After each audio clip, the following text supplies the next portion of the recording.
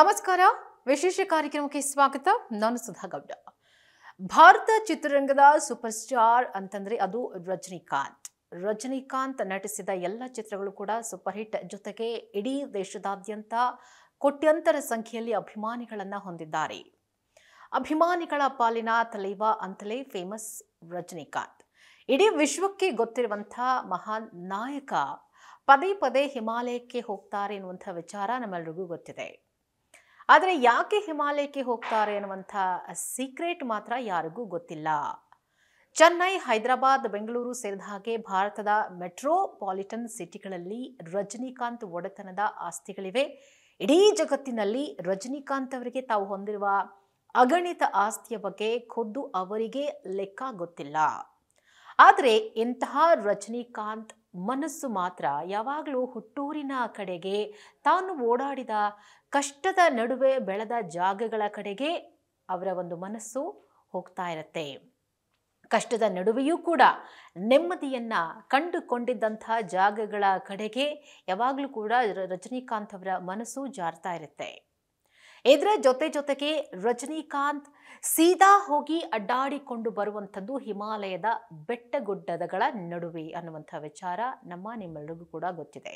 ನೋಡಿ, ಇದಕ್ಕೆ ಇನ್ನೊಂದು ಉದಾಹರಣೆ ಅನ್ನೋ ಹಾಗೆ ಸದ್ಯಕ್ಕೆ ರಜನಿಕಾಂತ್ ಮತ್ತೊಮ್ಮೆ ಹಿಮಾಲಯದತ್ತ ಮುಖ ಮಾಡಿದ್ದಾರೆ.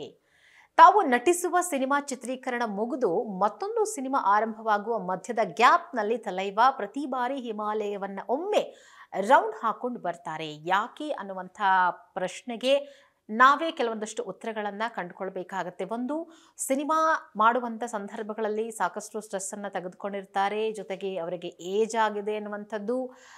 ಆ ಒಂದು ಒತ್ತಡದಿಂದ ಹೊರಗಡೆ ಬರೋದಕ್ಕೆ ಖಂಡಿತ ನಗರ ಪ್ರದೇಶಗಳಲ್ಲಾಗಲಿ ಮನೆಗಳಲ್ಲಾಗಲಿ ಆ ಥರದ ಒಂದು ಪೀಸ್ಫುಲ್ ಮೈಂಡ್ಸೆಟ್ ಸಿಗೋದಿಲ್ಲ. ಆದರೆ ಹಿಮಾಲಯದಲ್ಲಿ ಅದೇನೋ ನೆಮ್ಮದಿಯನ್ನು ಕಂಡುಕೊಂಡು ಬಿಟ್ಟಿದ್ದಾರೆ ರಜನಿಕಾಂತ್. ಆ ಪ್ರಕೃತಿಯ ನಡುವೆ ಅವರು ಸಮಯವನ್ನ ಕಳೆಯುವುದರಿಂದ ಬಹುಶಃ ಅವರಿಗೆ ಎಲ್ಲೂ ಸಿಗದ ನೆಮ್ಮದಿ ಹಿಮಾಲಯದ ತಪ್ಪಲುಗಳಲ್ಲಿ ಸಿಗತ್ತೆ ಎನ್ನುವಂಥದ್ದನ್ನ ಅವರು ಕಂಡುಕೊಂಡು ಬಿಟ್ಟಿದ್ದಾರೆ. ಹಾಗಾಗಿ ಒಂದು ಸಿನಿಮಾ ಮುಗಿದ ನಂತರ ಹಿಮಾಲಯಕ್ಕೆ ಹೋಗ್ತಾರೆ. ವರ್ಷಾನುವರ್ಷಗಳಿಂದ ಈ ಸಂಪ್ರದಾಯವನ್ನು ಅವರು ಪಾಲಿಸಿಕೊಂಡು ಬಂದಿದ್ದಾರೆ. ಸದ್ಯ ರಜನಿಕಾಂತ್ ಜೈಲರ್ 2 ಚಿತ್ರದ ನಡುವೆ ಋಷಿಕೇಶಕ್ಕೆ ತೆರಳಿದ್ದಾರೆ. ಹಿಮಾಲಯದಲ್ಲಿ ಆಧ್ಯಾತ್ಮಿಕ ಪ್ರವಾಸಕ್ಕೆ ಹೋಗಿರುವಂತಹ ರಜನಿಕಾಂತ್ ಗಂಗಾ ನದಿಯ ಬಳಿ ಧ್ಯಾನವನ್ನ ಮಾಡಿದ್ದಾರೆ. ಬಹುಶಃ ಆ ಗಂಗಾ ನದಿಯ ದಡದಲ್ಲಿ ಧ್ಯಾನ ಮಾಡೋದ್ರಿಂದ ಅವರ ಮನಸ್ಸಿಗೆ ಮಾನಸಿಕವಾದಂತಹ ನೆಮ್ಮದಿ ಸಿಗುತ್ತೆ ಅನ್ನೋ ಕಾರಣಕ್ಕೇನೂ ಗೊತ್ತಿಲ್ಲ. ಅಲ್ಲಿ ಹೋಗಿ ಅವರು ನೆಮ್ಮದಿಯನ್ನ ಕಂಡುಕೊಂಡಿದ್ದಾರೆ. ಅಲ್ಲಿನ ಸ್ಥಳೀಯರ ಜೊತೆ ಬೆರೆತು ಮಾತನಾಡ್ತಾರೆ. ಋಷಿಕೇಶದ ಸ್ವಾಮಿ ದಯಾನಂದ ಆಶ್ರಮಕ್ಕೂ ಕೂಡ ಅವರು ಭೇಟಿಯನ್ನ ಕೊಟ್ಟಿದ್ದಾರೆ. ಸ್ವಾಮಿ ದಯಾನಂದರ ಆಶೀರ್ವಾದ ಕೂಡ ಪಡ್ಕೊಂಡಿದ್ದಾರೆ. ಗಂಗಾ ಆರತಿಯಲ್ಲಿ ಕೂಡ ರಜನಿಕಾಂತ್ ಅವರು ಭಾಗವಹಿಸಿದ್ದಾರೆ.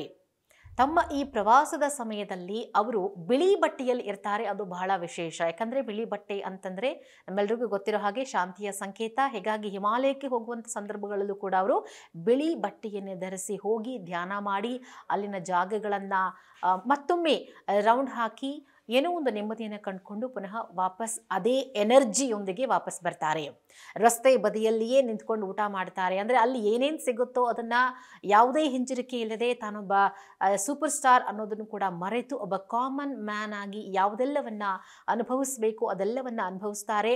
ಹಾಗಾಗಿ ರೋಡ್ ಸೈಡ್ನಲ್ಲಿ ಸಿಗುವಂಥ ಆಹಾರವನ್ನು ಕೂಡ ಅವರು ಬಹಳ ಪ್ರೀತಿಯಿಂದ ಸವಿತಾರೆ.